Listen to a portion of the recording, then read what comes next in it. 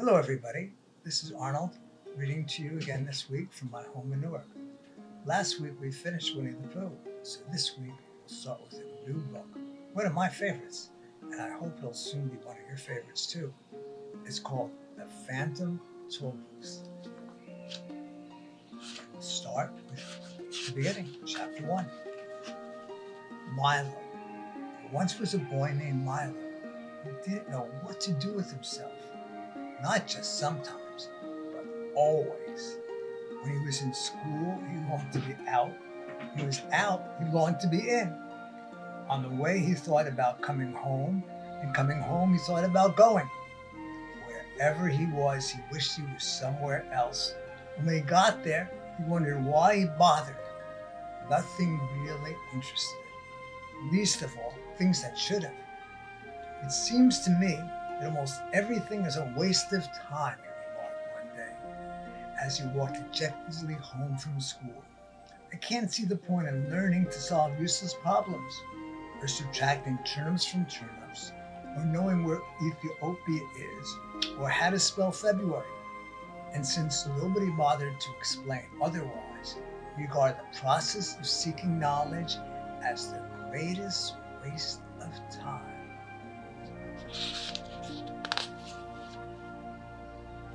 There's Milo, just looking all glum and upset, because he doesn't know that knowledge can be very exciting. As he and his unhappy thoughts hurried along, for while he was never anxious to be where he was going, he liked to get there as quickly as possible. It seemed a great wonder why the world that was so large could sometimes feel so small and empty. And worst of all, he continued sadly, there's nothing for me to do, nowhere I care to go, and hardly anything worth seeing. He punctuated this last thought with such a deep sigh that a house sparrow singing nearby stopped and rushed home to be with his family. He didn't want to be around Milo. Without stopping or looking up, he rushed past the buildings and busy shops that lined the street and in a few minutes reached home. Dashed through the library, hopped onto the elevator, 2, 3, 4, 5, 6, 7, 8, and off again. Opened the apartment door, rushed into his room, and grumpily flopped dejectedly into his chair and grumpily, softly, another long afternoon. He looked glumly at all the things he owned, the books that were too much trouble to read, the tools he never learned how to use, the small electric automobile he hadn't driven in months, or was it years, and the hundreds of other games and toys and bats and balls and bits and pieces scattered around him. And then, to one side of the room, just next to the phonograph, he noticed something he had certainly never seen before. Who could possibly have left such an enormous package, and such a strange one? For while it was not quite square, it was definitely not round. For its size, it was larger than almost any other big package, of smaller dimensions that he had ever seen.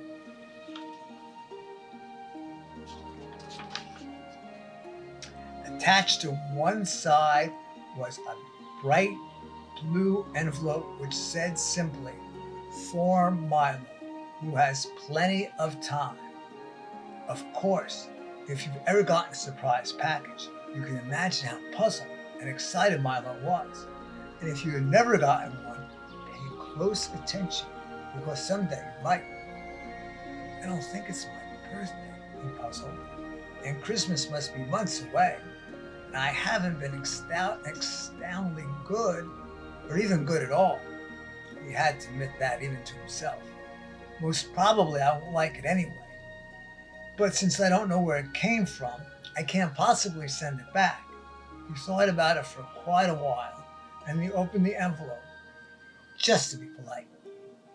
One genuine turnpike toll booth, it stated. and then went on. Easily assembled at home for use by those who have never traveled in lands beyond. Beyond what? Thought Milo as he continued reading. This package contains the following items: one genuine turnpike toll booth to be erected according to directions. 3 precautionary signs to be used in a precautionary fashion. Assorted coins for use in paying tolls. 1 map, up to date and carefully drawn by master choreographers depicting natural and man-made features. 1 rule book and traffic regulations which may not be bent or broken. And in smaller letters at the bottom, it concluded, results are not guaranteed, but if not perfectly satisfied, your wasted time will be refunded. Found the directions, which told him where to cut here and fold and lift there and fold all around, he soon had the toll booth erected. And there's Milo, putting the toll booth together.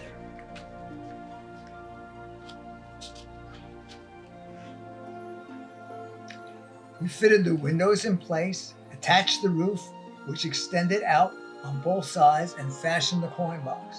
It was very much like toll booths he had seen many times on family trips, except, of course, it was much smaller and purple. What a strange present, he thought to himself. The least they could have done was to send a highway with it, for it's terribly impractical without one. But since at the time there was nothing else he wanted to play with, he set up the 3 signs. Slow down, approaching toll booth. Please have your fare ready. Have your destination in mind. And slowly unfolded the map. As the announcement stated, it was a beautiful map in many colors showing principal roads, rivers and seas, towns and cities, mountains and valleys, intersections and detours, and sites of outstanding interest, both beautiful and historic. The only trouble was that Milo had never heard of any of the places it indicated, and even the names sounded most peculiar. I don't think there's really is such a country, he concluded after studying it carefully. Well, it doesn't matter anyway, and he closed his eyes and poked his finger at the map.